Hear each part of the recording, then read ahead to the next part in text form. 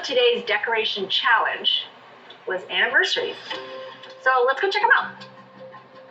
Chris and Timmy, would you like to share with the judges your idea for the anniversary topper? Absolutely. This is coming up on 10-year anniversary of me making cakes, and so we're calling this the 10-year cake anniversary. I started out 10 years ago making a small train cake for my son, and so I have me holding that cake again. From there, I have a bakery now, and so we did a little storefront. This looks very similar to the detail that's on our awning of our store.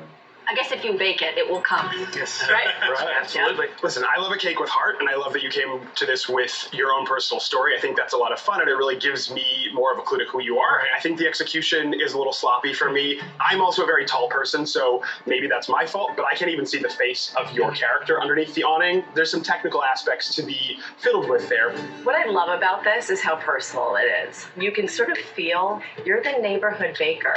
Right.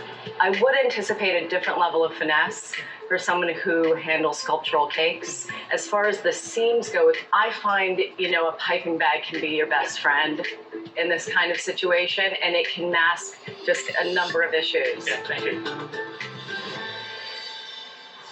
Maddie and Crystal. Hi guys. Hi. Ladies, why don't you share with the judges what your theme was for this anniversary? Today we had our inspiration based off of our 1-year anniversary of our macaroon store. So we wanted to create a macaroon that was going to her own party, and her name is Tootie because the Tutti Frutti macaroon is our most popular macaroon that we have in the mall. So Tootie is headed to her first birthday party. I love character, and you came out of the gate with a ton of it. I mean, this cake is making us laugh, it's making us smile. I think the eyelashes are the cutest things ever. The eyelashes. And the lips. She's got sassy lips. She does. From a technical standpoint, there's a few tweaks I'd make, and this is really just structural sculpting, right? Yes. A little bit stronger armature, because I can already tell, I think her left leg is starting to come in a little bit. I think it should be out. Yes. And a little more detail on the hands and feet would take this over the top. And the use of candy melt as a balloon where you didn't have to do anything Right. is genius. Thank you, judges. Thank you. So much. Stephanie and Danielle. Hi. You want to share with the judges your idea for an hi. anniversary? This is to celebrate our 5 years in business.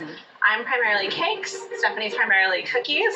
So we kind of brought it together with our style. We like to do pretty things and very feminine looks. I've got an eye for detail, and I love all of the tricks you've pulled out here. I love that you've not just made an impression on the base, but that you've actually painted it to really look like wood. Cake Topper is there to tell everyone at the party what's going on.